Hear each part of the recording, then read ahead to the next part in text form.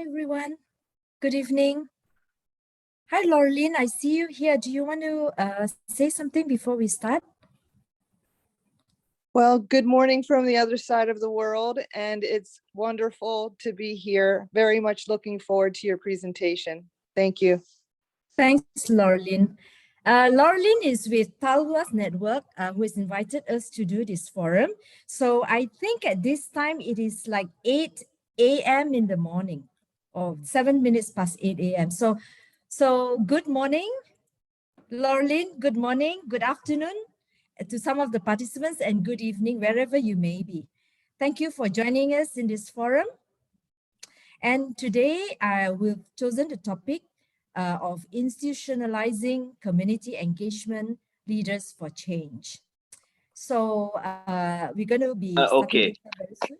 Okay, let Can me everybody talk about what will happen. The thing will be we would like to have everybody mute themselves. But, it generally will be like what you're going to do in the environment today. It will be some booths, will be educational lah.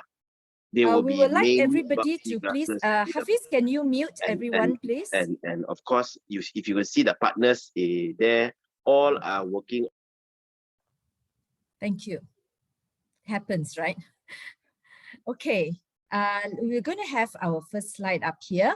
So I think this is the flyer.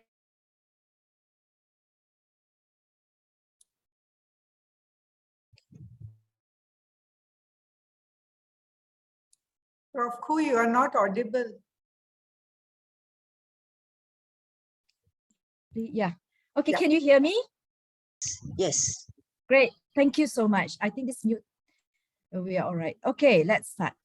So, all right. I said hello, everyone. Just in case I was muted just now.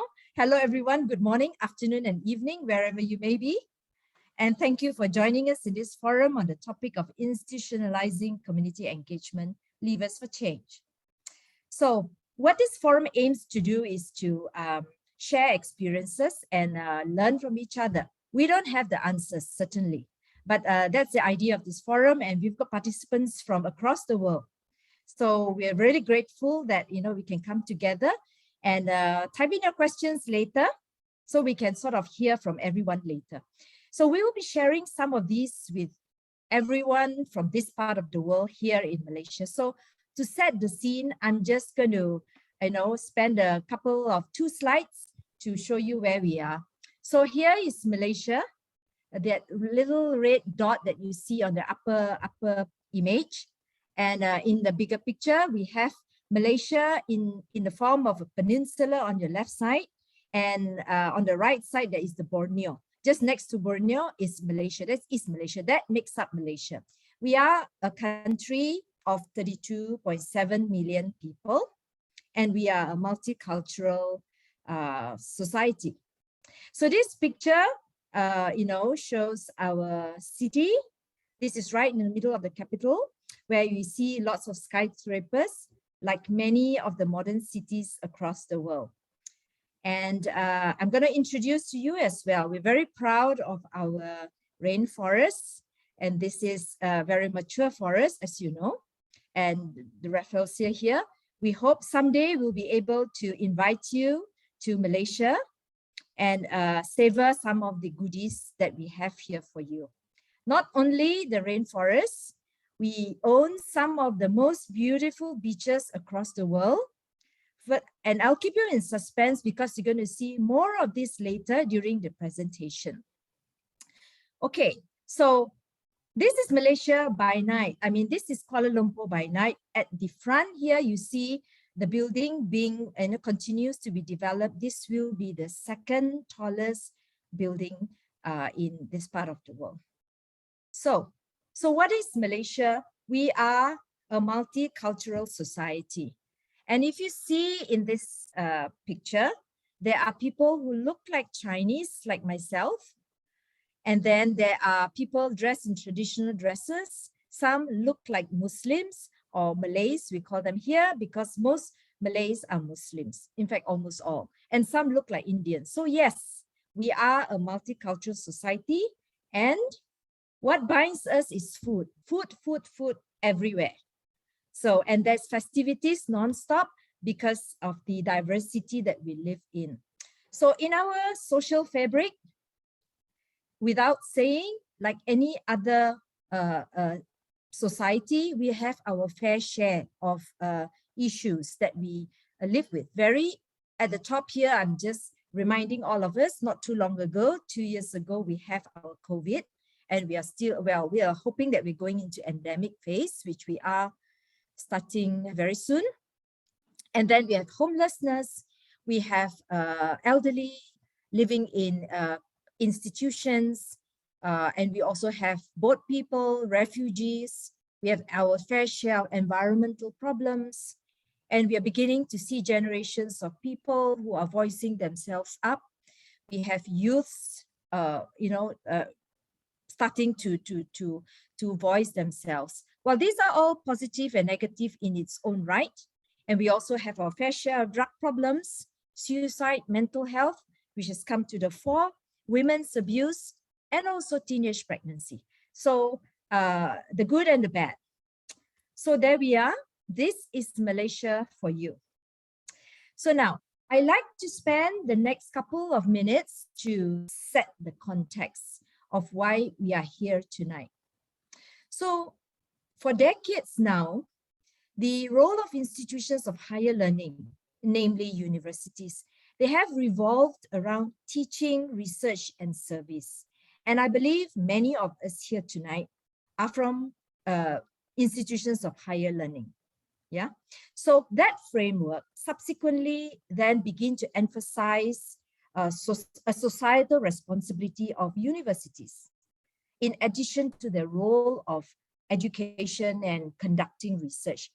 Then, therefore, the quadruple helix is or was the approach that the European Union and many parts of the world has started to adopt to take for the development of competitive knowledge-based society. So in definition, when we say community engagement, in this part of the world, or at least in Malaysia, we use the word community engagement, which also probably you can draw similarities when you use words like, terms like community engaged scholarship or community engaged, research, that sort of thing. So in defining community engagement, the Carnegie Foundation for Advancement of Teaching suggests that engagement differs from traditional conceptualizations of public service and outreach in significant ways.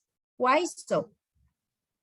Because service and outreach are typically conceived as one-way approaches to delivering knowledge and service to the public, whereas engagement emphasizes a two-way approach in which institutions and community partners collaborate to develop and apply knowledge to address societal needs.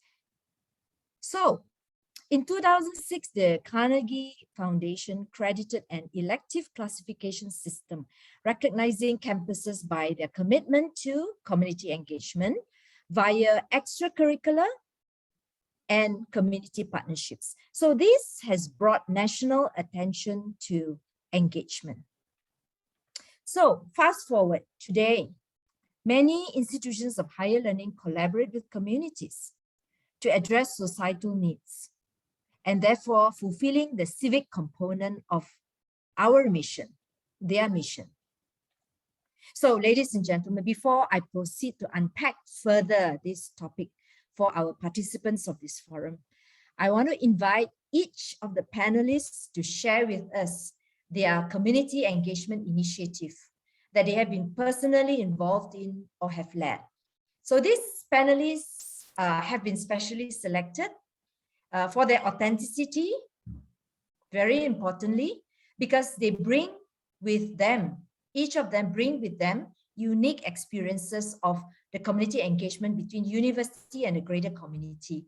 And these will be used as the backdrop for our forum discussion today. So without much ado, I am going to introduce the panelists that we have today. We have Professor Dr. Eileen Tan. For those who are not familiar, she does have a very, very long name, right? Yes. So she was born as Eileen. She's a good friend. Then she became a doctor in her own right. She became a professor. And in Malaysia, the word Dato is something conferred by the government of Malaysia. So for her great work to community, so she is called Professor Dato Dr. Eileen Tan. Eileen is an executive director for what we call APUCHEN. This is the Asia Pacific University Community Engagement Network. And I believe many of the members of APUCHEN are here with us tonight to listen to the superstar. Eileen is also the director for the Cancer for Marine and Coastal Studies, or CMEX. And this is with the University Sains Malaysia. University Sains Malaysia is one of the very early pioneering universities in Malaysia. And this is located in 2 campuses in Malaysia. Yeah. And the next panelist is Professor Dr. Lucy Lam. Now, for those who are not familiar, I have not actually mentioned the last 2 names. And Eileen is also called Eileen Tan Xiao Wai. So Xiao Wai is what her friends will call her, or Eileen. Yeah. And so Professor Dr. Lucy Lam Chai Si is her first name, or we call her Lucy. So Professor Lucy is a pediatrician by training. She is now a senior consultant at the Department of Pediatrics, University of Malaya Medical Center. And she is now honorary professor at the Department of Pediatrics in the same institution. University of Malaya is a pioneer university in Malaysia, which is a public institution. So Eileen and Lucy were selected as examples of lecturers, professors, practitioners who come from public institutions. Then I'm going to move on to Dr. Snigdha. She is an associate professor for nutrition and dietetics at the International Medical University, where I am. And she is also a fellow for community engagement in IMU.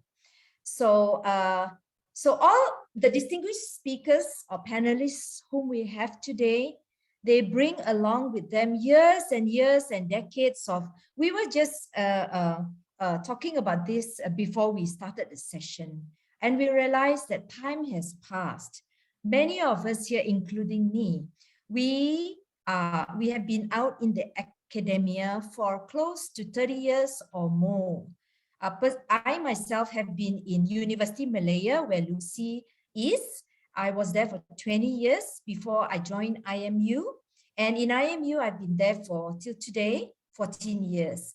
So Eileen has been in academia in USM for the last 33 years. And so is Lucy. Snigdha comes from India, and she's been in Malaysia for a long, long time. So she's in the academia for 11 years in India and 18 years in Malaysia. So there, ladies and gentlemen, these are specially selected panelists, and I hope you will be able to get from them very interesting projects that they themselves are doing. And then we will then move on to the questions for them from me before we open the floor to you. So without much ado, I would like to invite Eileen to start the ball rolling. Eileen, would you want to share your very interesting initiative that you've been doing for decades? Over to you, Eileen. Sure. Let me check here. Yeah. The slides should be up there now. Yeah. Okay. Yes. Thank you, Sanpei, for the introduction and be given the opportunity to share my experience and thoughts in this Talloiress Network forum. I would like to share with the audience today on my work of 32 years on how science can impact lives through sustainable aquaculture. You know, all of us know that ivory towers are places where knowledge, discoveries, inventions, and innovations are generated. And ivory towers are places where solutions are created to solve issues, be it local or global issues.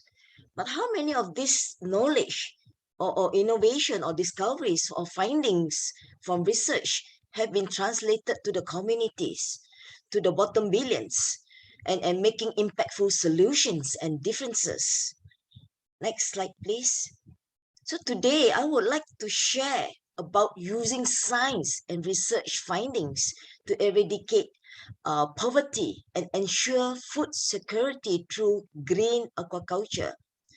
The reduction in captive fisheries and resources due to overharvesting, degradation and habitats, and climate change had actually caused more than 90% of our traditional fishermen in Malaysia receiving monthly income of less than, if it's converted to USD, is about $120 per month per household. So we need, for fisheries, it need to be move forward to aquaculture, not just any aquaculture, but green aquaculture. And when we talk about poverty, it's not about just not having money, but it's about hope. So what I'm going to share with all of us is providing alternative livelihood as well as giving the traditional fishermen a hope. Next slide, please. So I am sharing the story of oyster farming. One may ask, why oyster farming? Why not fish farming or shrimp farming? Next, please. So let us look at the advantages of oyster farming. There is a high demand for oyster locally. Malaysia itself is currently only producing 14% of the oysters consumed, with 86% of oysters imported. The imported oysters can be in the form of live fresh oysters, frozen, canned, dry, or in other forms. So oyster farming technologies are relatively easy to practice compared to shrimp or fish. The research findings have been simplified and modularized into smaller sections that can be readily adopted and applied by the community. So oyster farming also requires low labor costs and low operational costs. It is low cost because the oyster will feed on natural phytoplankton, which is readily available. So the maintenance of oysters are also low, with no feeding schedule needed compared to fish farming or shrimp farming. UC Science Malaysia, I would following to this talk, I will refer as USM, has started conducting research into oyster biology, breeding, and farming since 1988. And USM has proven technologies to support the industry. Next, please.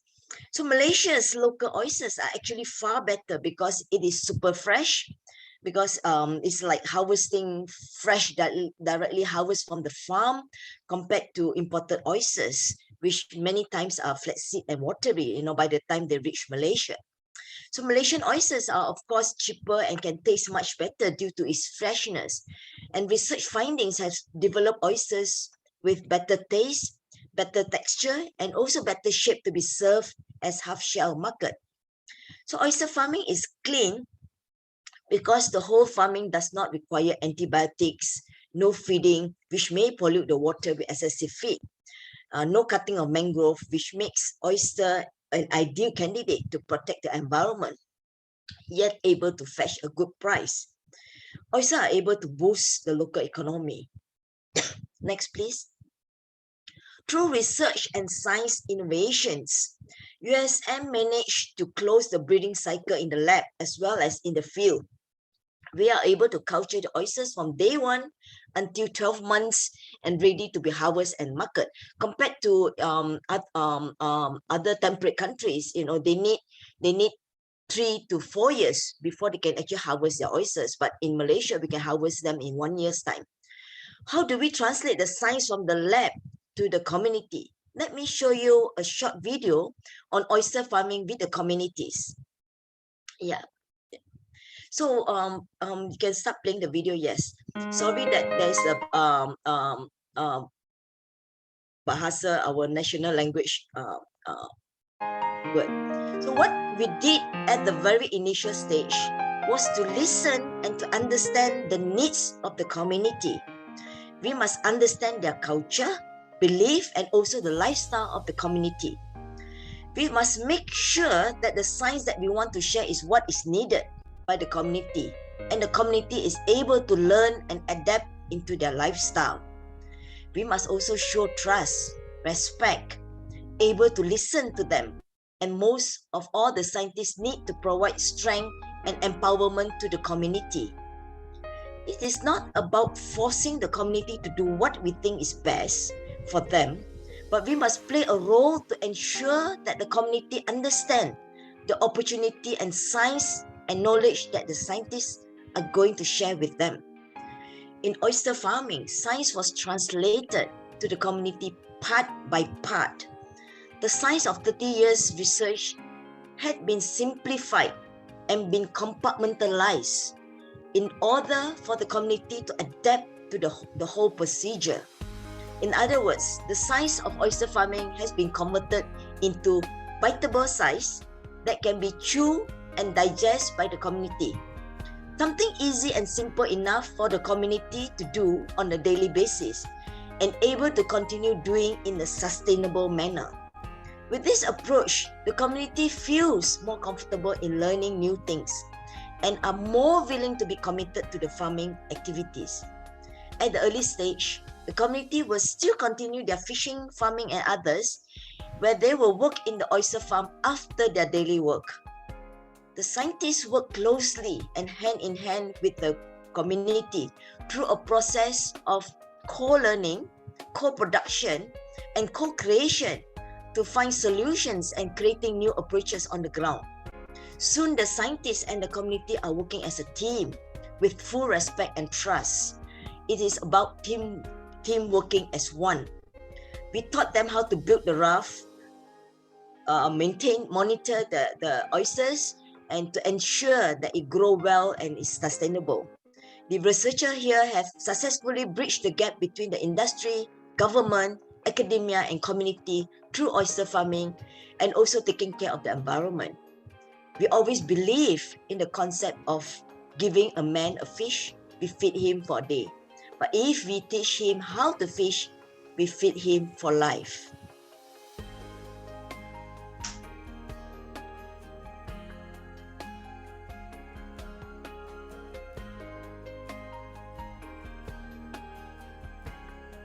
Okay, I hope you enjoyed the short video. And next slide, please. Thank you. So Pak Su and his community are now social entrepreneurs. They have utilized oyster farming to practice conservation and tourism through green aquaculture. Science has changed Pak Su from a person who doesn't speak a word of English to now, where he can brief the whole process of oyster farming to foreigners and to university students in simple English. Next slide, please. The science of oyster farming is providing impacts not only to the farmers, but also to the women folks and children of the area, creating more opportunities of improving their livelihood, education, and welfare. The women folk can generate income by cooking for the tourists instead of just staying at home as housewife.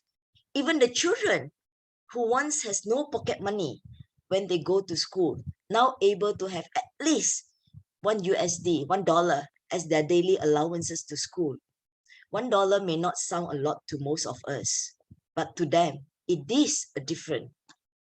So oyster farming is also a result of science addressing and fulfilling Malaysia's international obligation, such as Sustainable Development Goals, namely SDG number 1, number 5, number 8, number 13, and number 14. Well, let me stop here and hand over to Swan to continue with the forum. Thank you, Swan. Thank you. Thanks, Eileen.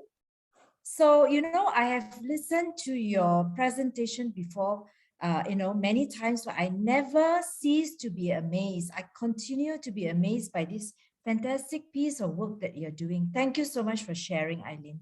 We'll hear more back from you as we go along. So now we'd like to invite Lucy to share what you do, share your project with all of us. So, you know, I've selected some of these so that you see an array of different things where we can have discussion on later. Over to you, Lucy.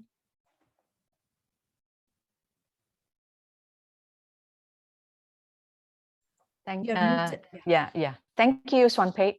Can you all hear me now? Yeah, you can. Yes. Okay, so how, just to set the background for this, you know, Malaysia, like Swanpei says, we have been progressing, developing over the last 30, 40 years, and Kuala Lumpur is now like, you know, with our skyscrapers. But within our midst of these skyscrapers, there has been a lot of migration from the rural to the urban areas. And this results in the children, families who do not, they have moved to Kuala Lumpur, but they do not have proper places to stay. And then the government, what the government did over the last 3 to 4 decades is to build kind of cheap, low-cost housing for these people. It is meant to be a temporary shelter, but then because they cannot find their footing in this big city, so they end up staying in these low-cost, high-rise buildings for a long, long time. So then there develops a generation of children who grew up in these high-rise buildings, are exposed to this urban poverty adversaries. So we have known for a long time that there are children amongst our very affluent city, that there are children who are very poor, but they seem to be like nobody's talking about them. So in 2018, UNICEF published this work that was done by University Pertanian, one of our, again, government sponsored universities, that did this very nice groundwork on, and they titled Children Without, where they looked at children living in the urban poor, high-rise, low-cost areas of Kuala Lumpur, and they looked at their nutritional status, at their and their growth, and found that the rate of stunting was actually very amazing, more than what is reported in African countries.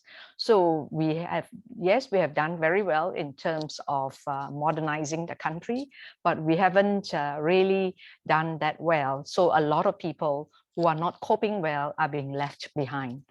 So with this report, I think it was a bit of a shock, because it put us in a bad light, but we knew that every bit of it that was reported in the UNICEF was almost correct. You can see that the stunting rate here, the underweight, that means children who were below the age of 5 years old and who were lighter than they expected for their weight, than for their age, and children who were shorter than age, and children who were thinner for their height, they were all much higher in the low-cost flats of Kuala Lumpur. So with this, it was very disturbing, because these areas of the flats, they're actually not so far from the university. It is like 5 train stops. You know, if we have this modern railway, and it's just 5 train stops from our university, and yet, you know, there are children who are living without the basic necessities.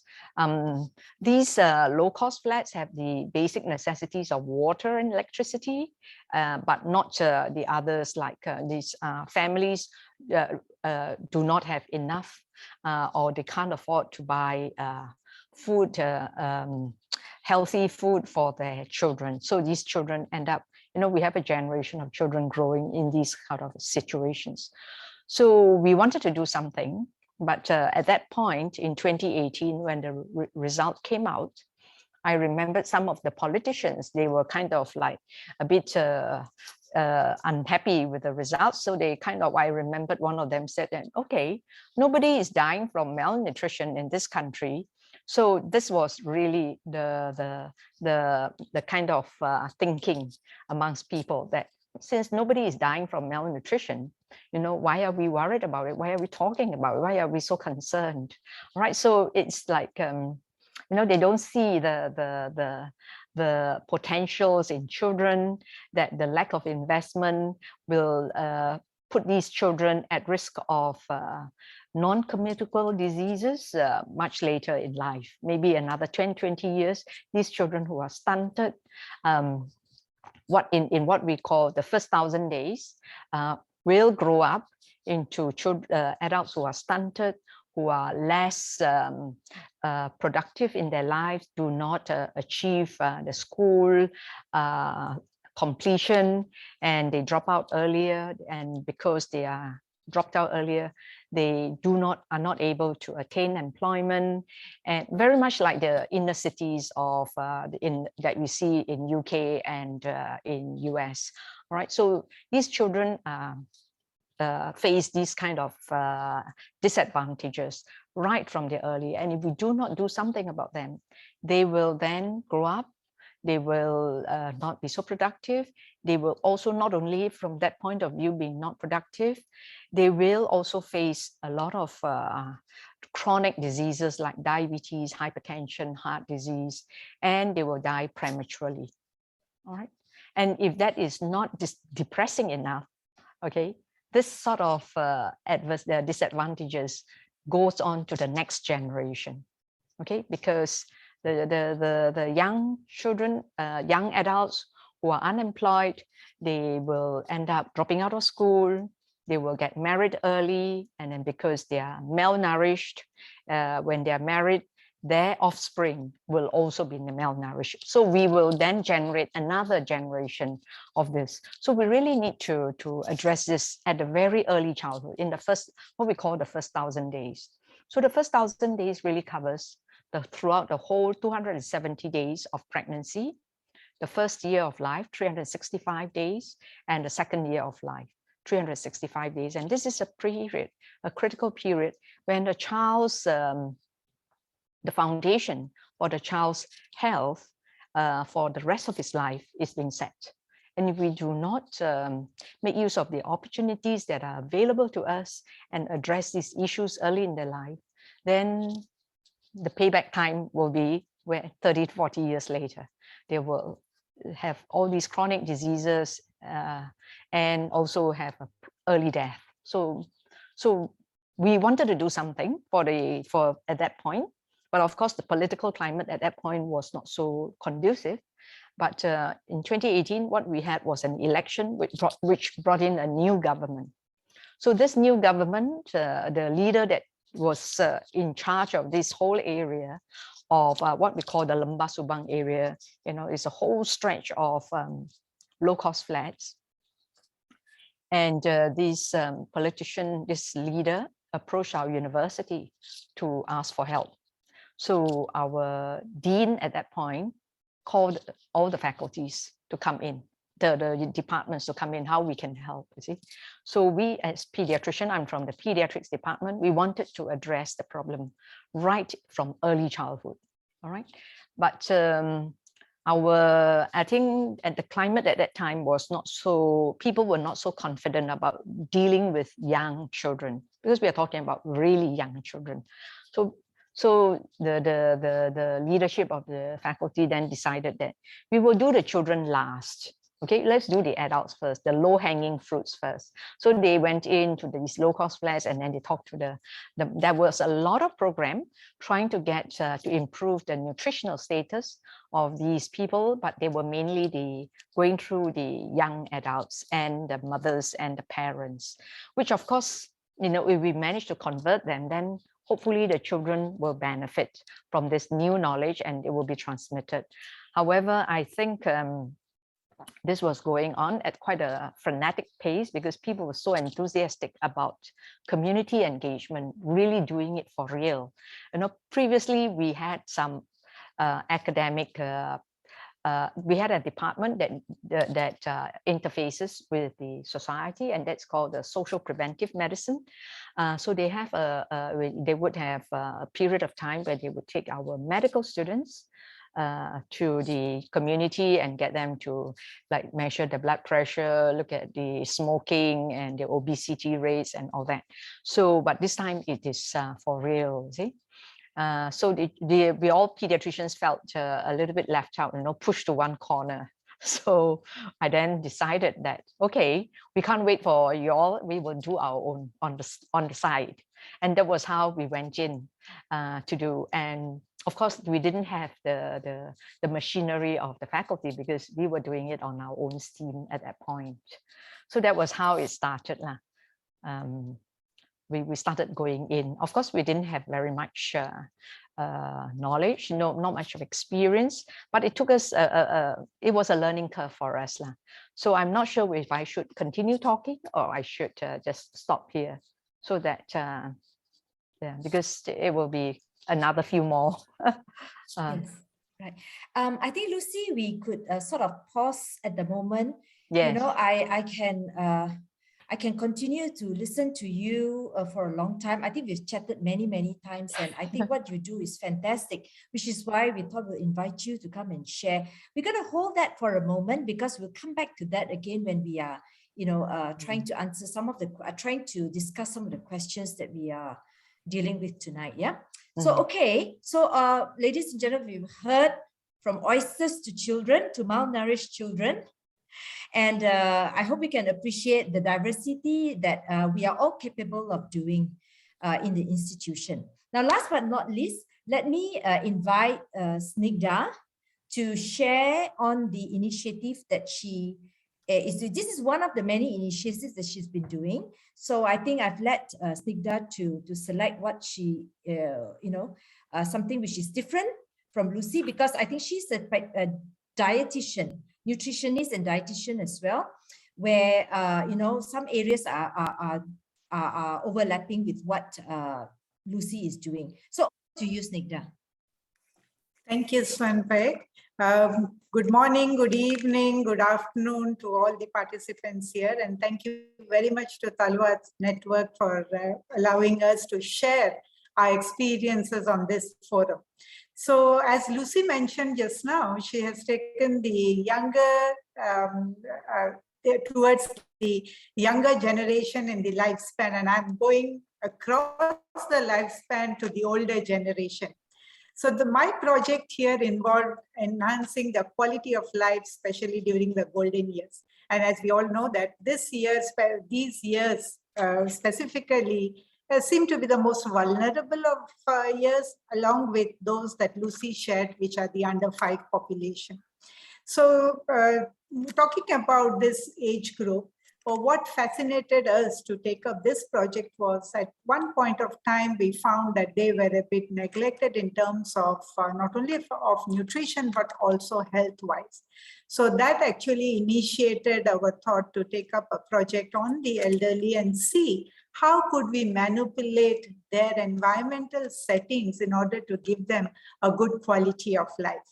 Next slide, please.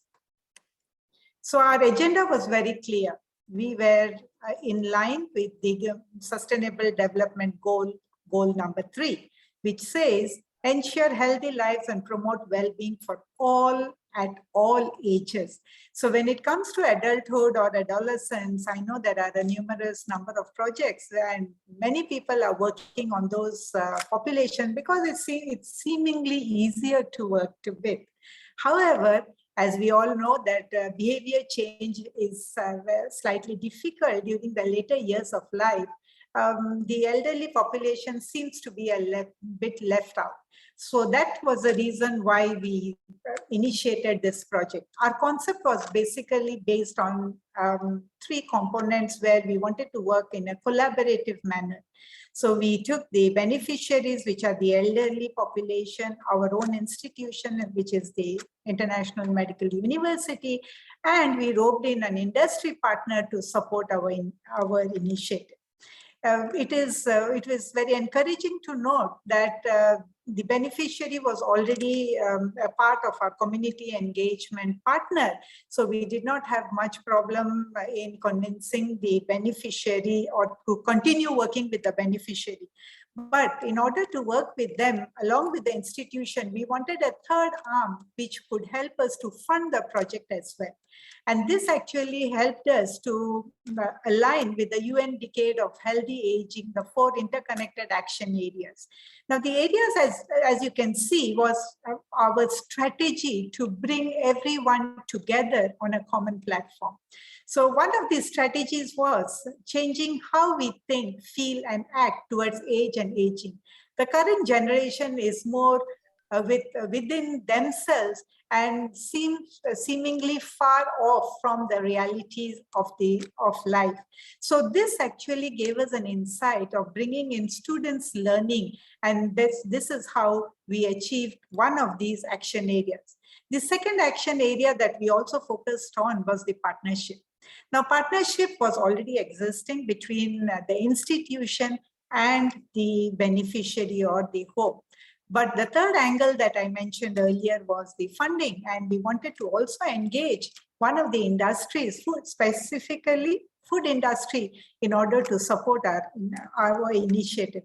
So this helped us in developing the communities in ways that foster the abilities of this group of the population.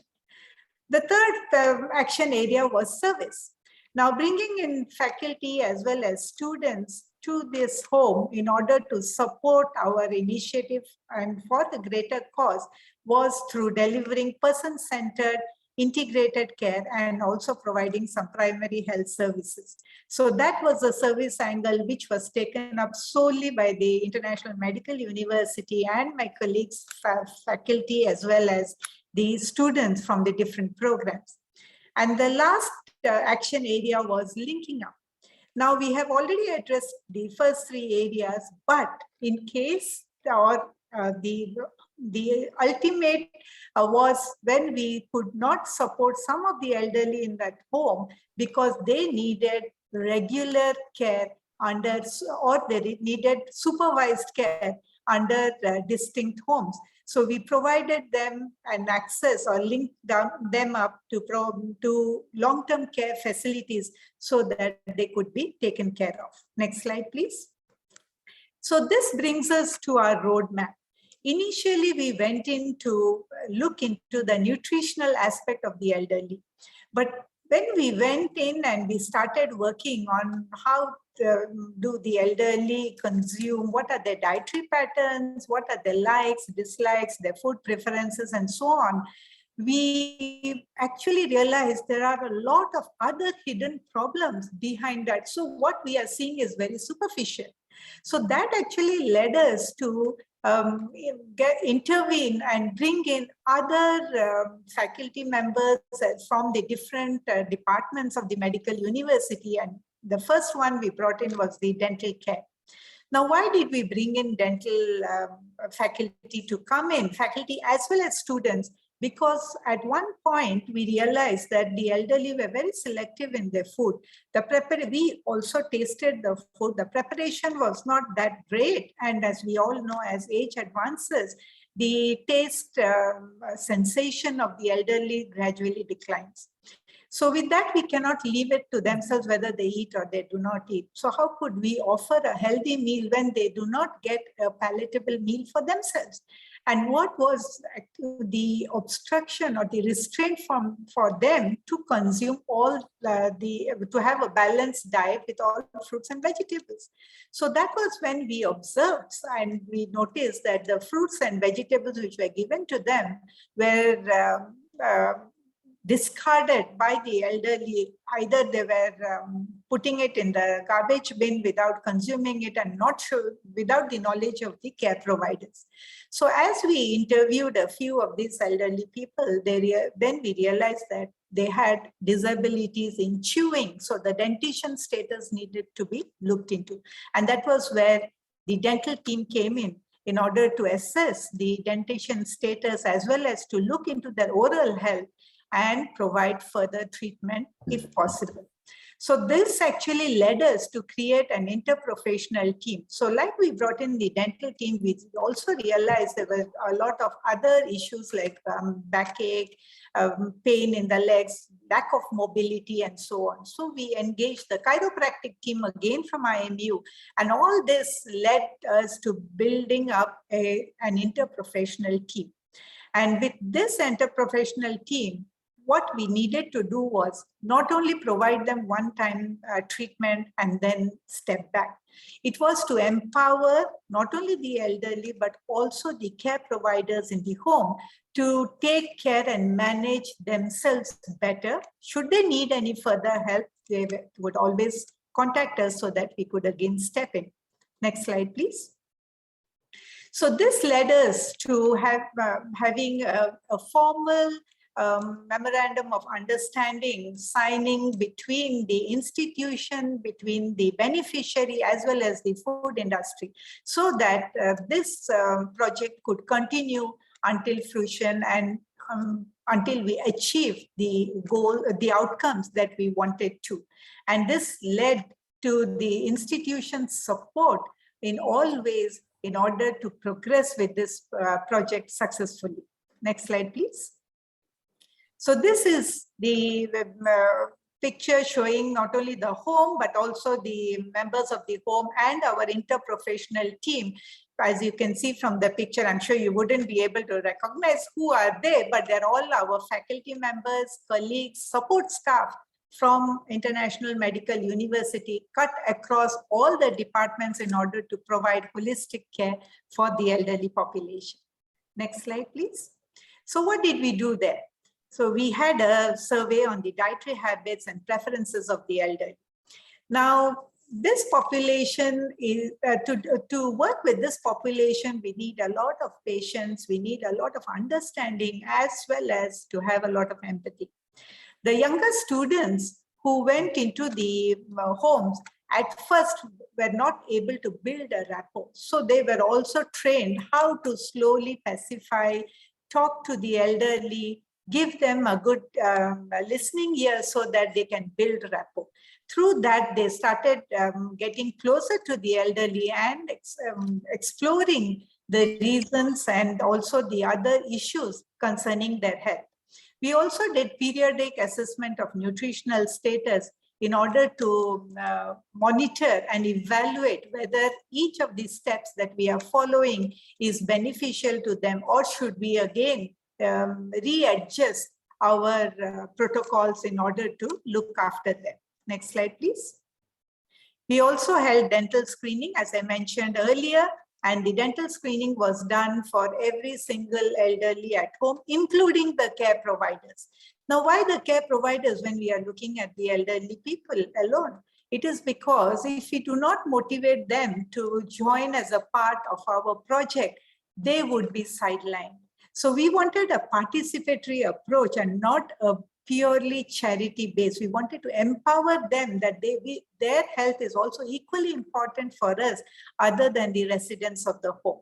So a dental screening was done for everyone, and those who were the candidates for having a denture made, they were referred to the oral health clinic at an International Medical University for further assessment and fixing of their dentures.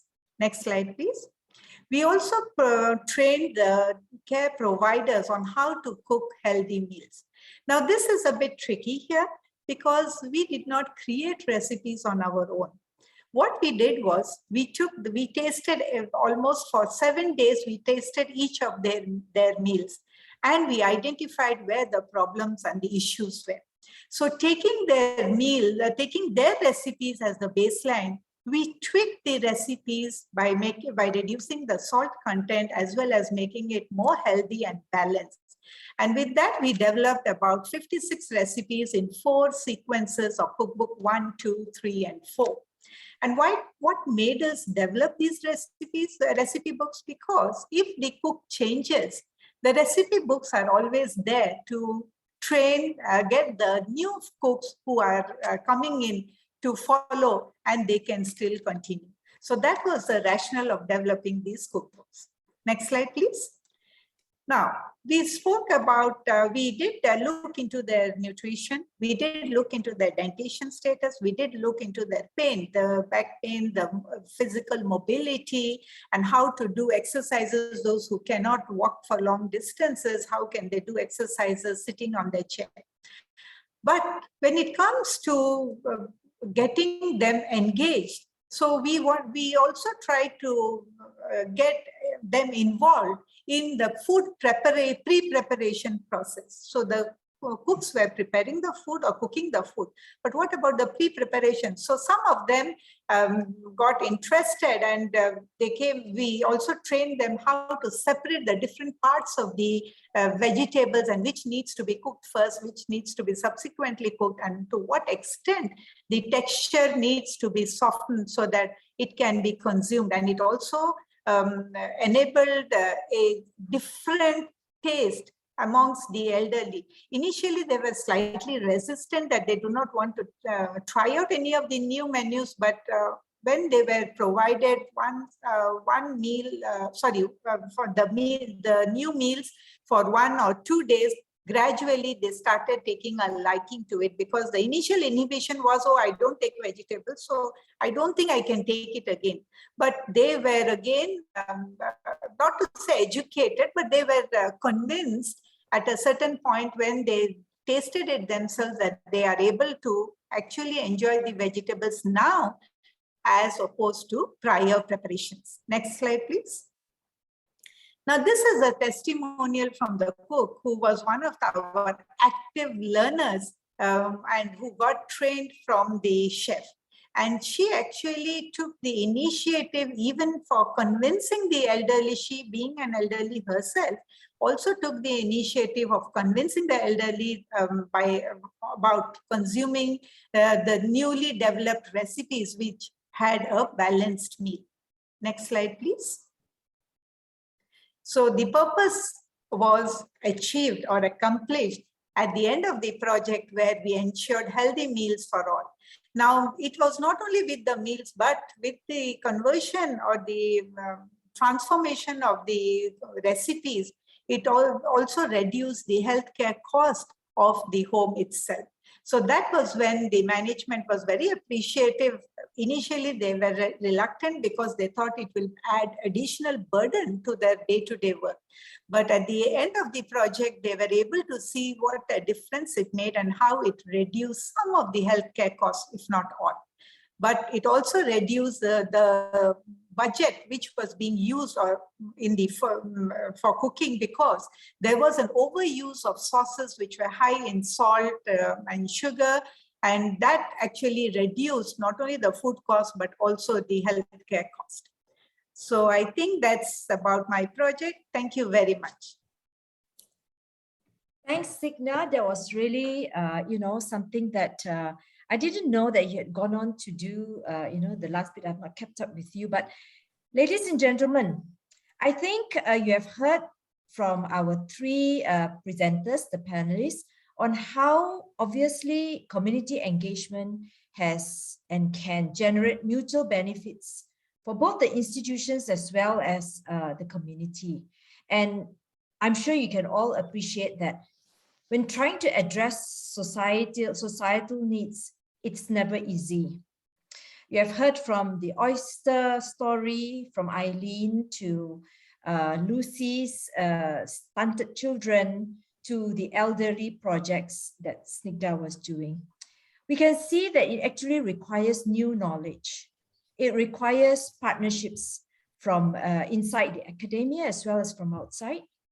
And so in doing so, you can imagine, but we'll hear from them in a bit, that to get this act together, to instill this collective mindset amongst the people in the team, and the mindset of valuing community engagement. I'm sure it's not easy.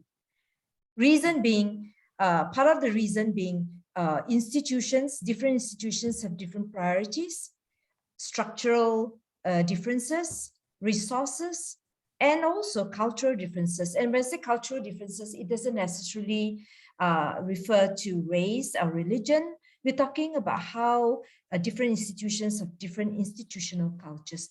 So let's unpack this together with the panelists. I thought we will start off with asking them to share some of the challenges that they had faced personally on a personal basis, and also within the institution, whether they had faced any struggles in terms of running this project. Maybe we can start off with Eileen. Eileen, maybe tell us or share with us what are some of the challenges that you encountered as the lead of your project initiative, which has now lasted over 30 years. Share with us some of the things that that you had to go through, and the things that brought you where you are today. Before we go into how the extent and alignment of community engagement is at your institutional level. So let's start off, Eileen. You want to share with us some of the challenges? Okay, thank you, Sompik. Well, the biggest personal challenge that I had to face is to gain acceptance from the community. Being a Chinese female marine scientist can be very challenging, especially when I need to work closely with mainly Malay male-dominated coastal communities. I have to show respect first instead of expecting to be respected. As a scientist, I just cannot enter a village and tell the local communities what is best to do and what we scientists feel is best for them. They do not understand that. And then working with the community is not as direct or easy as following any modules or procedures or SOPs as in the laboratory. We must first gain the trust of the community through listening, observing, and understanding. Well, trustworthiness is important to secure a long-term relationship between the scientists and the community before any empowerment or engagement can be conducted. Well, I always keep on telling myself to have an open mind to learn from the community. There are a lot of local knowledge that are amazing and should be documented.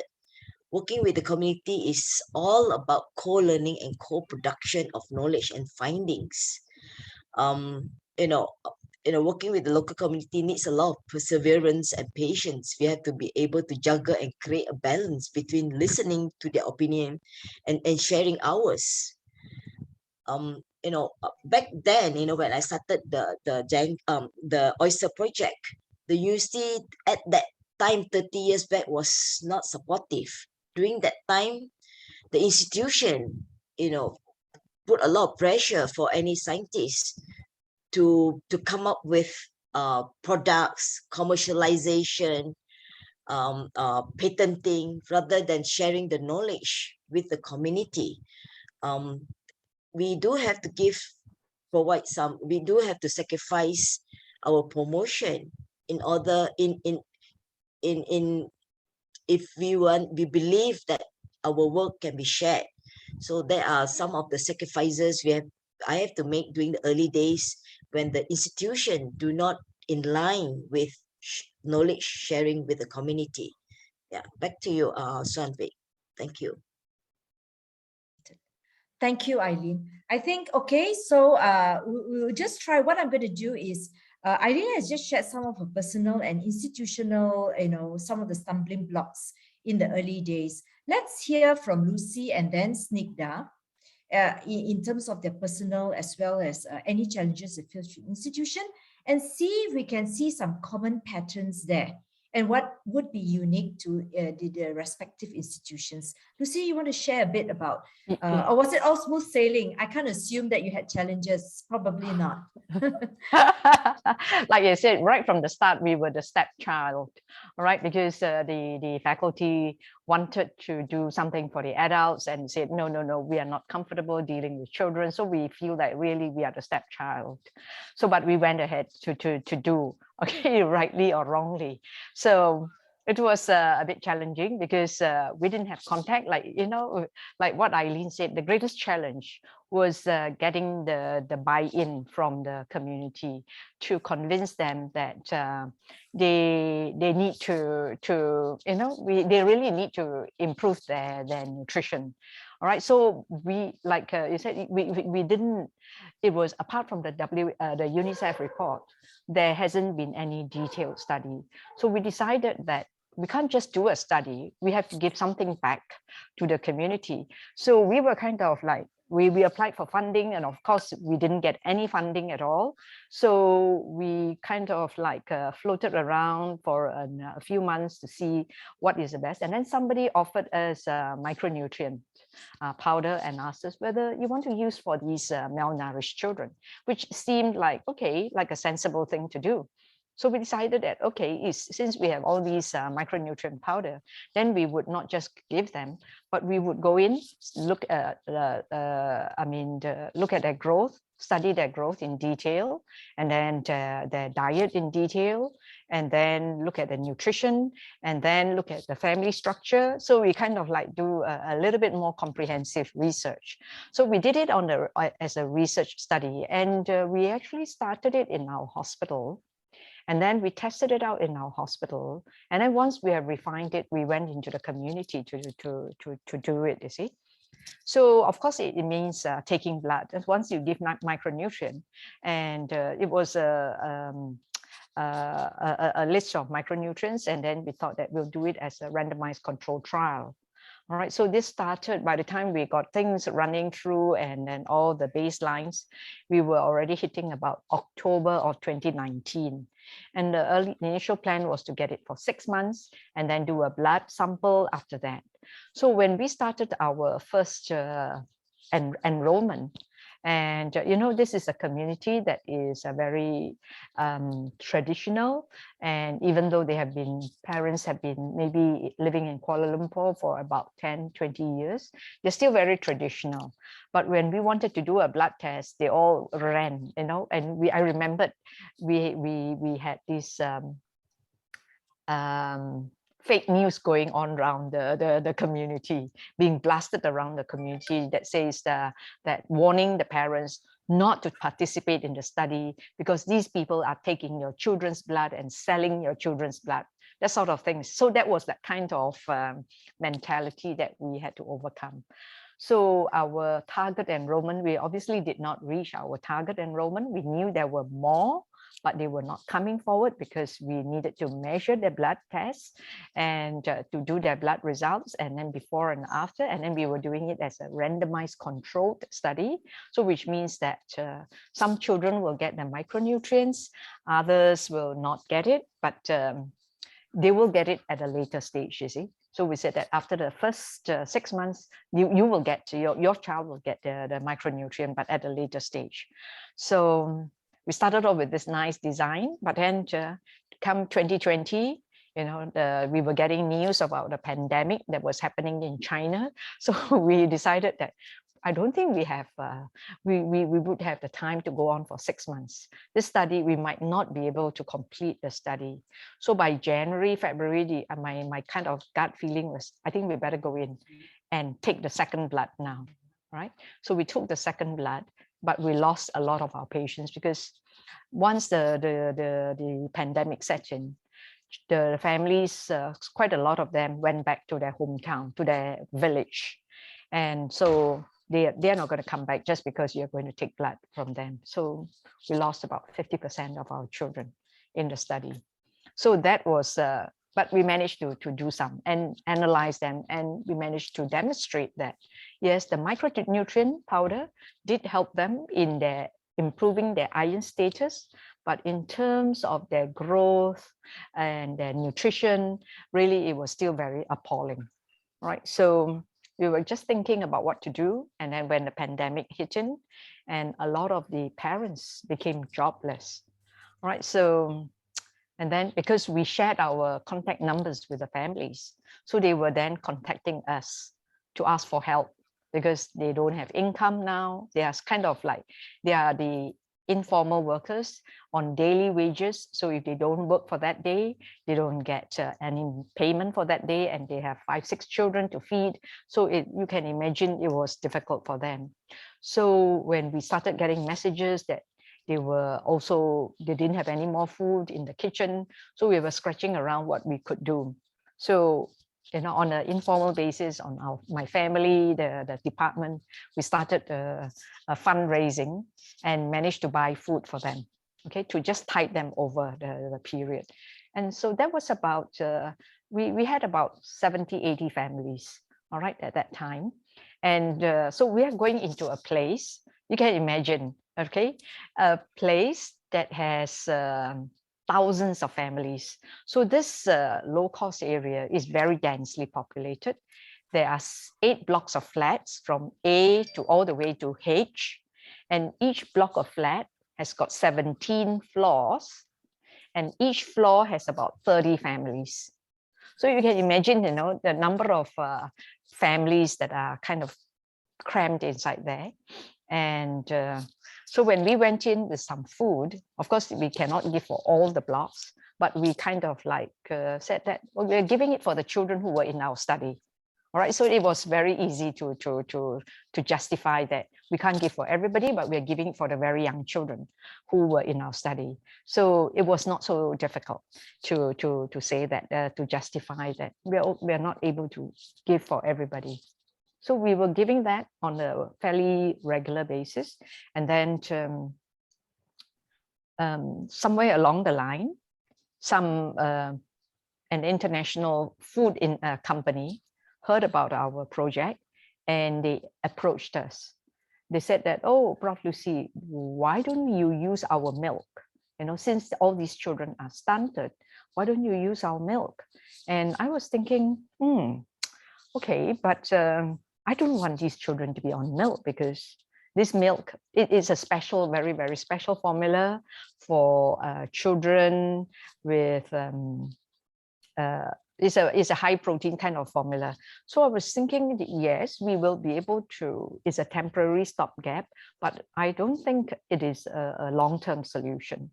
So I wasn't very happy to collaborate with them, because they knew we were doing blood study. So they wanted our results to demonstrate, and they knew that we were also, at the same time as we were giving food, we were also doing the children's measurements. So we had data. So they wanted our data, but I didn't feel very comfortable working with milk companies. So I kind of like didn't say very much. So that was a little bit, I was thinking whether it was the right thing or not, whether I should have just taken the milk and then given, but I was a little bit hesitant because I didn't want children to grow up just drinking milk when what they really need was real food. So I didn't accept it. So this company then went to another group, okay, and there were several NGOs operating at that point in that big complex of many, many families that are very impoverished. So this group that they approached was a group, an NGO that dealt with young children, but they don't do with nutrition. They are not doctors. So they were mainly educators, from the finance field, and they were able to raise funds to buy food for the families, you see. Whereas our funds came from our own department, and theirs came from source funding and that kind of crowdfunding sort of things. So they were very good at that. So they were approached to use this milk, but they also felt very uncomfortable because they had no knowledge about milk and children and all that. So, but they heard about us. So they approached me to ask whether they should be using this milk. And I was asked this question, and I said that I have my reservations because I know there is an ulterior motive. They wanted our data because they knew that we were collecting blood and all the data points, monitoring, the growth monitoring. And I said that I have my reservations. So then they became very interested to know what we were doing. So this NGO, I would call them GG. They are actually, the full name is Yayasan Generasi Gemilang, meaning that they are the foundation that for the next generation, okay, the outstanding generation. So they approached us and they wanted to know what we have done. So we talked to them about our first project, our micronutrient one, and our results. we showed them our results, and it was all done very scientifically, pre, post, and then all the bloods and all the heights and weights and all that other food taken, and we summarized for them, and they were very impressed. And so they would say, oh, okay, maybe we should work together, So that was how we met, through a milk company that both of us had reservations with. And then we met, and then we decided to work with each other. And since they were very good with raising funds, so they could raise funds, and we could then decide what sort of food the children should be eating. And we could then supply real food rather than just milk, right? So that was how we ended up working with them. And now we're still working on, we have worked with them on 2 projects now. The first project that was actually funded, they managed to get funding from Ministry of Finance. And so that was quite good. And maybe I'll share with you some of the slides. So Swanpek, you think it's possible to share some slides?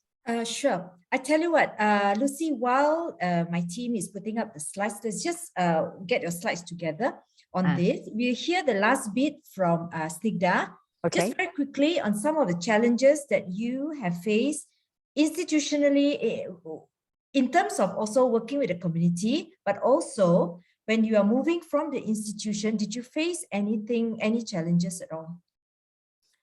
Yes, like what Eileen and Lucy shared, initially there was resistance in the elderly home itself, because they were unsure how much they could support us. And the second thing was their expectation was very different. They wanted some tangible support in terms of funding, because they were not being supported from any specific organization. So they have to raise funds through donations. So that was one of the reasons why they were very resistant at the beginning. But after a couple of discussions with them, telling them how it could cut down the expenses at the home, then they gave in. That was one of the major resistance we had. The second concern that we had was getting enough people on board from the institution to work for the project. Being elderly, we cannot leave them on their own. So we needed sufficient pairs of hands in order to support, because some of them were wheelchair bound, some of them were unable to walk for even a few steps. So we needed enough support, for which we have faced challenges in getting faculty as well as students. May not be for any specific purpose, but it could be due to the timing as well, because we were also time bound. So that could be one of the reasons. So these were the major 2 issues that we faced, but it was later faced up. Thanks for sharing this. So I want to quickly summarize before we show Lucy's slides, because I think Lucy's slides she's going to be touching on some of these funding issues that she has probably faced too. So we've heard from the panelists now that in trying to also run community engaged or community participatory research, it is not without its challenges.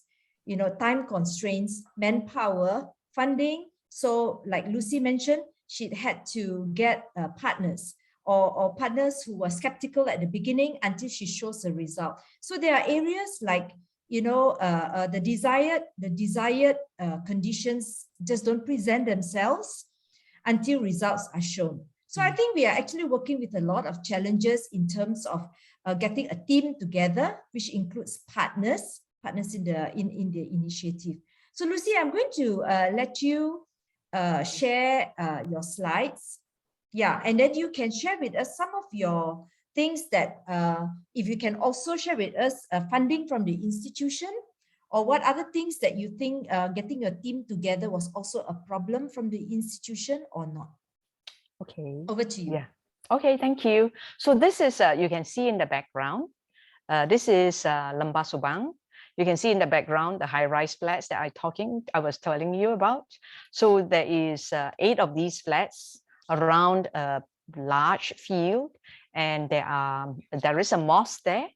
And so here we are doing our project in the mosque in the outside, because during the pandemic, we were not allowed to rent the proper, there are halls in the community halls that we could use, which we used to rent. But then during the pandemic, we were not allowed. So we just kind of did our measurements and our monitoring all outside the mosque area. And in this project, the second project that, or what the first project that I did with Yayasan Generasi Gemilang was that we decided to supply the families who are in our study with fresh food. So you see this basket of fresh food, which contains fresh vegetables, fruits.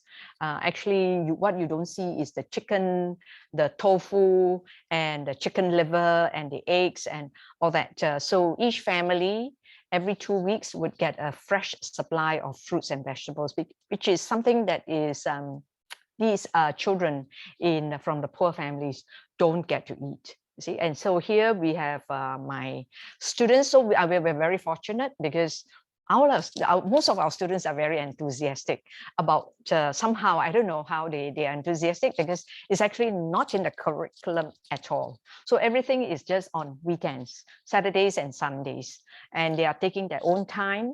And so those in wearing red is their medical society t-shirt.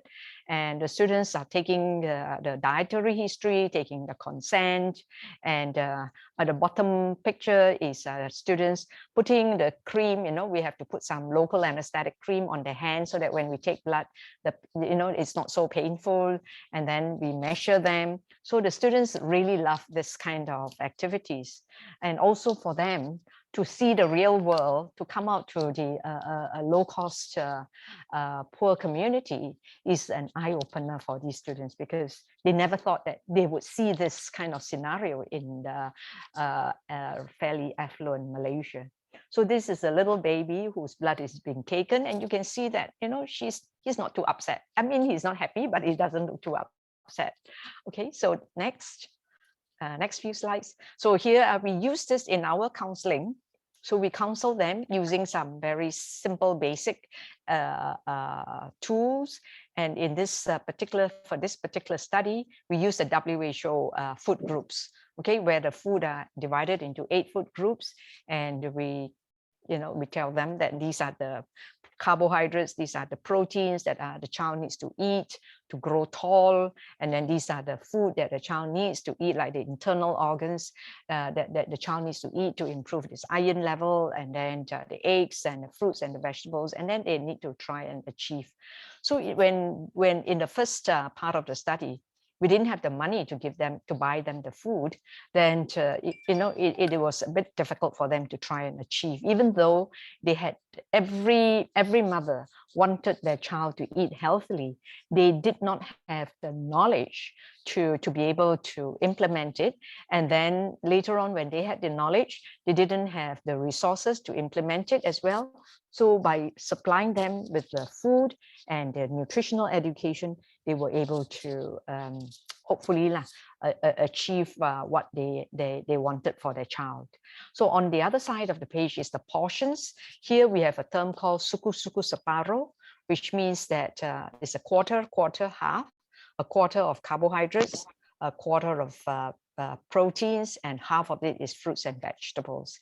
And we also identified that this community, and in fact, in a lot of industrialized world, people get a lot of their calories from ultra-processed food and sugar-sweetened beverages, which we also want to address from a very young age. So you see the bottom top where all the crosses are, it's like telling them that these foods are really not healthy and should not be taken at all.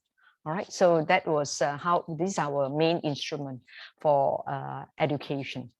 And then we would monitor them with telephone calls, and these would be done by the researchers and the medical students.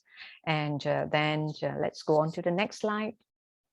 So this is the families. This is the type of children that we are seeing, the families. They have lots of young children, and their main transport is a motorbike.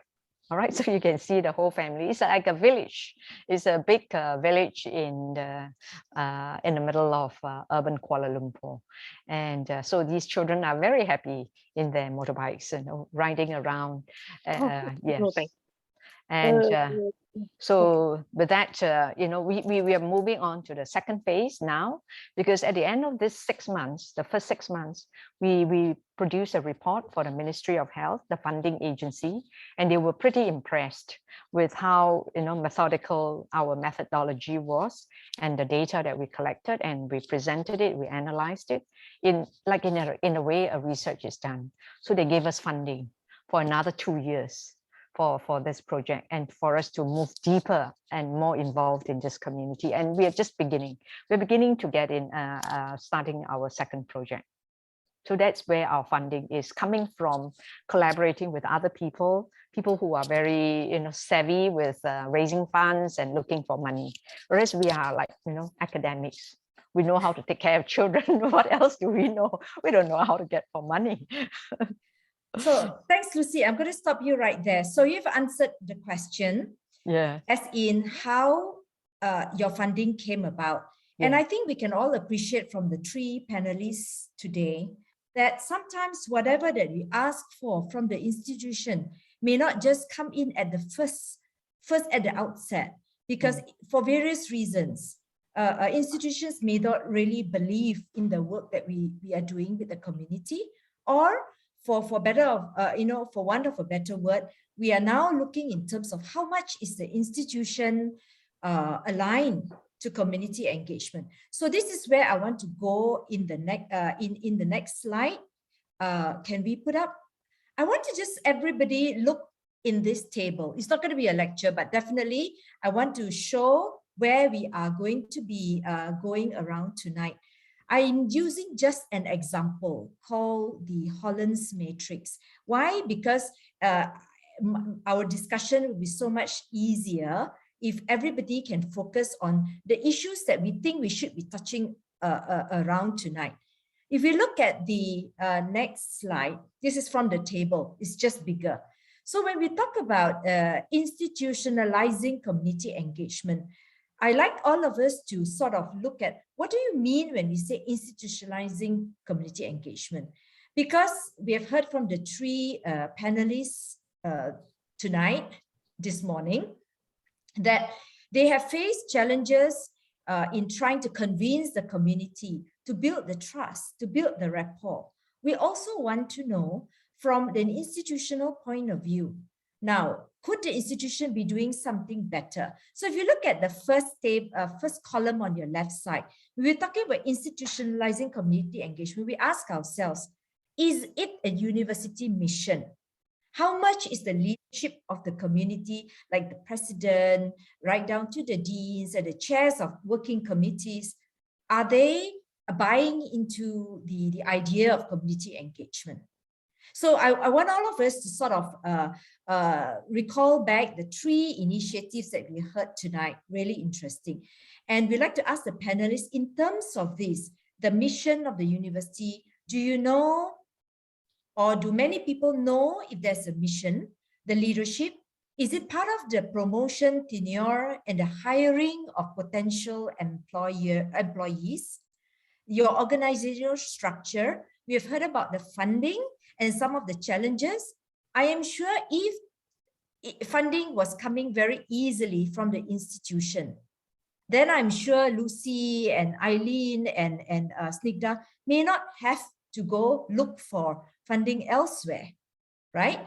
And then the last 4 would be in terms of the students' involvement. We've heard from the 3 panelists that Snigdha was telling me, trying to get the team together. They face some challenges in terms of probably timetabling or the availability of the staff and students. So student involvement, is it in the curriculum or is it extracurriculum? And we talked about faculty involvement. What does it mean to have faculty being involved in community engagement? Is it an outreach that you do one Saturday or 2 Saturdays? Or is it something more sustainable? I think all of us can appreciate from these 3 panelists tonight, they are all attempting and trying very hard to make sure that what they do is going to be sustainable. So that is the outcome, as you can see. So we've appreciated social entrepreneurship coming out, social innovation coming out from Eileen's project. And from Lucy, we can see how just giving milk to the children is just not sustainable. Or at least from the pediatrician's point of view, she does not want children to be just depending on milk. So we're talking about that sort of thing. And from Snigdha's point of view as well, when you talk about teaching cross-sectionally what's happening there, what happens when the staff leaves, the chef leaves? Then we talk about community involvement as a whole in the university, as well as communications and fundraising. So with that in mind, I want to just pick up some of this. We may not have time to actually answer some of this, but I feel these are some of the questions that we have to ask ourselves as practitioners and as well as people involved in trying to make a change in the community. Where are we in terms of institutionalizing community engagement? So with that, I thought perhaps we should just sort of ask Eileen, maybe you want to share with me a few questions. I'm going to ask you, you can just answer them at one go. Like how much of this is in sync with your university mission and your university leadership, as well as what are some of the, is it part of your faculty's hiring processes? Is it part of the portfolio when faculty goes for promotion? Is this an important part, or do we remain a faculty having to show their number of publications? So is this important? And also I would like to ask you, because then we'll just move on to Snigdha with the same questions. How are students involved in this initiative? What are some of the things that you think could be potential for change? Over to you, Eileen. Many questions all in one. Yeah, thank you, Sampik. I will try to answer it randomly. Well, for UC Sains Malaysia, it's really fortunate that in year 2008, where UC Sains Malaysia was selected to implement the Accelerated Program for Excellence, known as APEX. And with that, USM incorporates the concept of sustainability to achieve its vision as Apex University, which is, with the tagline, transforming higher education for a sustainable tomorrow.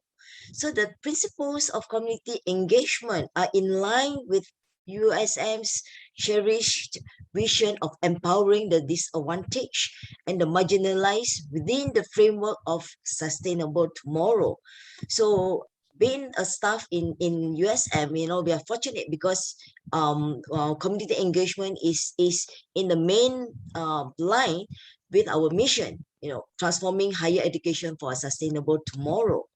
It is testimony to our ideals of reshaping tertiary education as a human varsity and building respectful community relationships. It also expands the notion of scholarship to embrace community engagement, as both are core to the UC Apex mission and foundational to excellence teaching, learning, and research.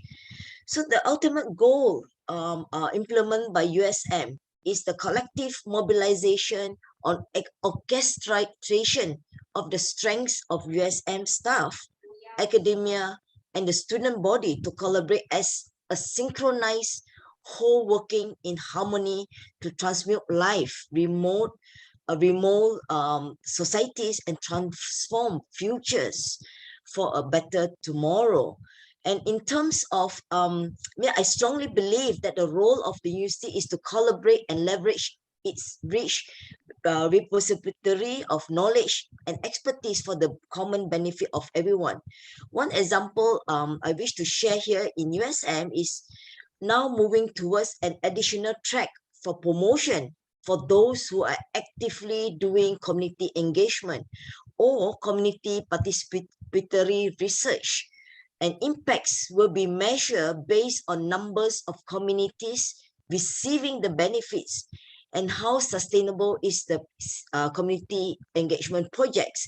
It shouldn't be a one-off project, but when the project finish and when the scientists or the researcher exit from the project, they must be sustainability maintained or continued by the community themselves. Then we measure that, and if it achieve a continuous, if the project is sustainable, then the researcher will be able to get promoted based on that track. Therefore, promotion at higher institution, especially in USM in Malaysia, is not just about publication or number of grants we receive, on how many lives we have impacted with our knowledge. And for the students' involvement, USM has embarked on an agenda we call HEBAT, H-E-B-A-T, where HEBAT Graduate Branding Program, which refers to the characteristics of holistics, entrepreneurship, in having an entrepreneurial mindset, balance in having a stable and harmonious personality, articulate and thinker, concerns with being thoughtful. HEBAT graduates are those who would fulfill the needs of the country at the local and international levels, having global mindset, reflecting a sense of belonging towards the university, society, and the country, and with a strong sense of self-worth, instill the various mechanisms and strategies of the initiative. USM is also promoting one student, one passport, in line with the USM core philosophy, which propounds that community engagement exposure is crucial to provide well-rounded students, embedded with objectivity, positive values, independence, and a sense of social responsibility. This program actually encourages each student to serve in the neighboring countries, neighboring communities as their CE program before graduating from the university. We are moving towards creating excellence with soul among the students and staff. And it is hoped that students will touch hearts, flower hope, drive innovation, and shape transformation as they sow the seeds of USM's humanistic concept in the soils of the present to bring forth the bloom of an equitable, sustainable, and humane future. That is, at least we are fortunate to be in USM, where our mission is in line with transforming for a better tomorrow. Yeah, thank you. Something back to you. Thanks, Eileen. That's so encouraging. It's really, really encouraging. I think as we move ahead with, what you are trying to do, so it puts you in the forefront. You are the leader of the pack, as we say, leader of the pack. Because I think when an institution has role models, I mean, your solid project, and you've already convinced the university how much you have done on a personal capacity, probably on a research capacity, personal research capacity. And I think that's one of those drivers, which is important. As an enabler, you show leadership in that area. Snigdha, you want to add in something? Because we've taken somebody from a public institution. Let's see from our institution, a public institution. Do you want to share some of the things that you observe and some of the changes that you think probably is happening that would be encouraging? Over to you. You're muted, Snigdha. Thank you. I'm sorry for that. At IMU, the strategy of community engagement has been very, very carved out. For example, the community engagement works and aligns itself according to the Sustainable Development Goals. And how does it drive different projects to fall into each of these buckets of SDGs? So the Community Engagement Office has actually appointed community engagement fellows who are driving and supporting those faculty and students who are interested to come up with new community projects.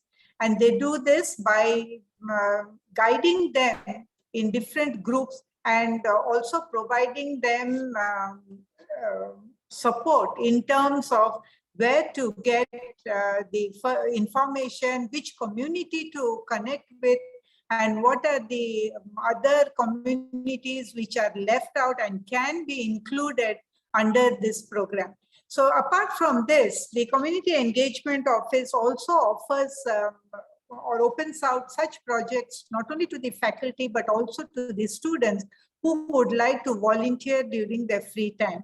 Some of them also join the projects as interns and can support these community projects which are already running or which are in need of more manpower in order to fulfill the desired outcomes. Thank you.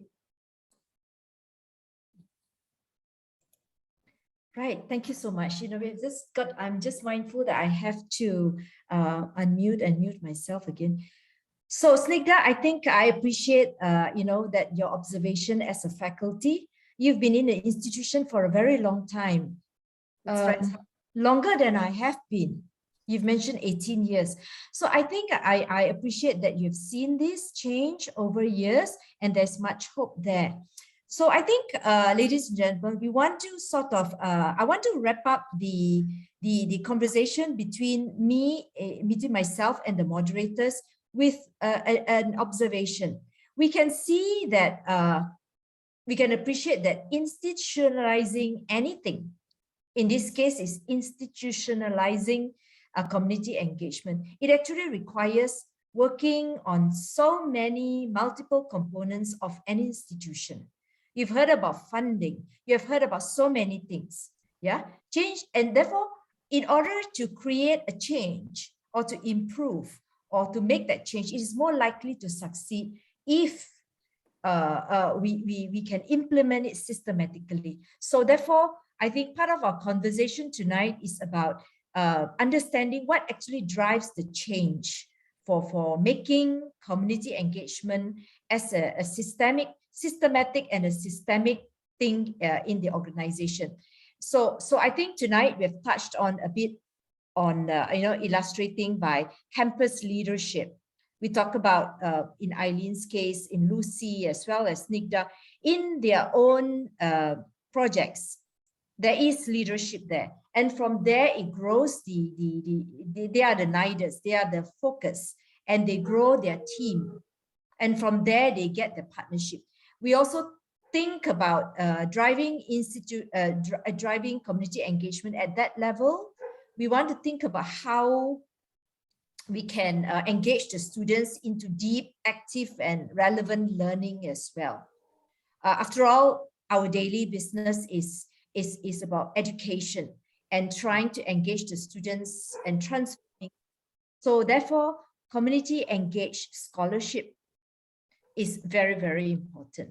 And when we talk about university working together with the community, we talk about public accountability as well. So I think I want to wrap up this conversation with the panelists before we actually open to the floor with this thought that there is a lot in our plate when we think about driving community change at an institutional level. Tonight, you heard about personal projects, which started as a personal research interest, and now is driving perhaps bottom up to institutions to be able to embrace the significance of doing something with the community, not for the community, but with the community together to change the lot. I want to now open in the next few minutes. I want to open questions to participants from the floor. I want to invite people to ask questions. You can unmute yourself or type your questions in the chat box. Can you see where the chat box is? Yeah. So in the chat box, do we have any questions? Right now, I'm just going to look. So I think everyone, you can see that we have put down key points, takeaway points from every section and items that we've discussed on. So this will be made available to you as well. So I think these are key points from Lucy, from myself, from Eileen, and also Snigdha. Are there any questions? So I want to say again, you can actually type in or just unmute yourself and ask away. So while you are thinking of what questions to ask, I've just been thinking and trying to pick up from what Snigdha and also Eileen mentioned earlier. It takes a village, and I'm sure Lucy mentioned, it takes a village to be able to create change at that level. So what do you think, how do you think your own respective institutions can empower its people to become enablers? We've heard from Snigdha earlier that we've created some people called CE, Community Engagement Fellows. It could be called in various terms in other universities. How else do you think, what other roles do you think the university community, assuming that now this is systemic, how do you think they can each play a part and work together, play a part of each and play together? For example, what do you think of, we've talked about CE champions. What about content experts? Lucy is a content expert, Eileen as well. Each of you is in your own right, and you went into the community and lent your expertise to address a social need. Do you think as an institution that area is crucial? Or do you think in terms of these technical experts, do you think it's important for you to drive a team of collective team of experts and training staff and students in that area? Is that more crucial? Or do you think we have people who are not content experts, but they are at the administrative role? Do you think they have a role to play? So I'm just throwing this out and, see if you can share your thoughts on this. Do you think there are roles for different people, or you think the content experts should be driving the entire thing? Could I go first? Yes, Snigdha.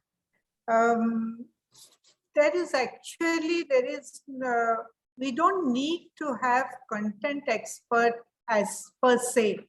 The reason being, when we have carved out the objective of the project and what are its expected outcomes, based on the outcomes, we could decide whether we need one content expert in the team and the rest of them who may not be the content expert, but can help to execute the planning of the project. So when it comes to content expert, I think it's not necessary that we should have it. But if it is more health related, in that case, yes, a content expert definitely will be expected to be a part of the team, need not necessarily be leading it. Thank you. Thanks, Snigdha, for sharing that.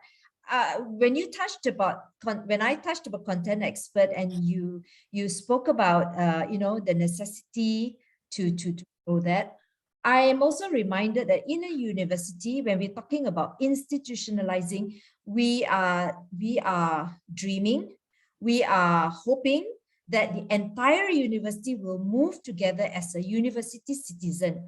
And that goes beyond faculty as well. We have administrative people, administrative staff, we have got non-content experts. So in institutionalizing community engagement, I think perhaps there's also roles that we can create. I've often, I want to share also at my institution, I try to tell project leaders like yourself that if you can embrace more people into the project, even though they're not content expert, they could be registering, they could be documenting, photographing, they could be publicizing the project. So if you saw that table earlier, the entire works on the left side, the first column, it goes from university's mission, and the entire action plan, getting everybody to follow a leader. And again, I want to say the three of you are just shining examples of what leaders can do to be role models. So you have shown first to the skeptics that is something that is probably beyond imagination can be there. And that's extremely important, I think. Yeah. So thanks for sharing. Well, we still don't have questions. Anybody else in the panel? Lucy, do you want to say something? She's muted. Lucy, you're muted. Sorry, I was just thinking that apart from the institution, we need to also think about how we can grow the community. I think Eileen has done a really great job, where the community feels empowered. They have moved forward from just, growing their oysters. I almost say cockles because I grew up in Penang eating cockles, and then taking tourists around. So I mean, it is something that we want our community, the community that we engage in, to move forward. Not just the institution. I mean, the institution. I mean, I don't move around the circles in that kind of cloud with the administrators. So it would be good where we can empower the mothers, like in our project. My dream is that we can have a few or a handful of mothers who will be advocates, who will end up being educators for other young mothers, because this is a huge village, urban village, with a lot of young families. So if we can empower a few critical ones, a critical mass of them, to be advocates for good nutrition, then we will be able to, these changes can filter down. We cannot reach each and every one of them. Finally, the ultimate answer has to come from the community. The community themselves have to take on this role and to grow it amongst themselves, and grow a new generation of healthy young adults and children. So that is one thing. And then on the other hand are the students, okay? Because health engagement with the community, especially in health projects, we are not talking about disease, because we are very disease orientated. Being doctors trained in Western medicine, we are very disease orientated. We don't think about prevention. There's no money in prevention. In fact, there's no business in prevention. So, but with a young generation of medical students, I see an enthusiasm when they are always asking, when is your next project? When are you going out next? So there are always people really willing to come forward to spend their weekends going out into community, and I think that they feel that they are not just giving to the community, they themselves are receiving something. They feel that joy of, even though it is a real hardcore the poverty, but they feel the joy of serving these children, these families, because at the end of the day, they are just like people like us. They just didn't have the opportunities that we had.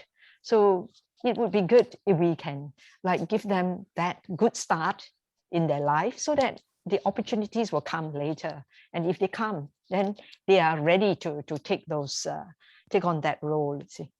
So that is, I mean, whether the institution is going to take it, I really don't care. But I think at the end of the day, it's the community and the young students, because they are going to be our future leaders. I like that. So you have, put forth yet another concept of, I don't care if the university doesn't do it, but we are going to do it anyway. And that's very powerful, because it doesn't necessarily always have to come from the top. So I'm sure there are many approaches here where we're talking, where it's bottom up, showing by leadership, create an example, and people plug in at different points. And I used to share once in the workshop saying that, what will be the ultimate outcome for my office? Community engagement. Will come a day where we don't have to do community engagement anymore. So this was very thought-provoking, because the participants of the workshop will be saying, What do you mean? You mean we are free, we don't have to do, we can just lie in bed? What we're trying to say is we want to have community engagement completely erased, because community is us. We are the community. So it is just part of us. It is such a natural thing to do, rather than we got to go and do community engagement. So I think ultimately we want to arrive, like what you mentioned, right? People are happily doing. So when I think, probably if I have to sum up one phrase, I'll probably say in institutionalizing community engagement, I think there are many levers for change. I want to just, I'm mindful of the time. It is already close to 11 over here. I want to just quickly show the summary slide again, if I may. So I've sort of put together these two very quickly earlier as we were, discussing. Before this slide, Dr. Leong, yes. So I think we can all appreciate that trying to institutionalize community engagement, it poses a lot of challenge. And I think Eileen has shown and described how they are going to move forward in doing that. And some of all our challenges that we've discussed here, they are common and some are unique to your individual institutions. And when we look at that table, we can ask ourselves where we are. Are we at right now, our institution, are we at a low level or a higher level engagement in terms of community engagement? And last but not least, it takes a village to get things done. It needs a critical mass of enablers, and we talked about some of the enablers. They are the champions, they may be administrative advocates, they may be content experts, etc.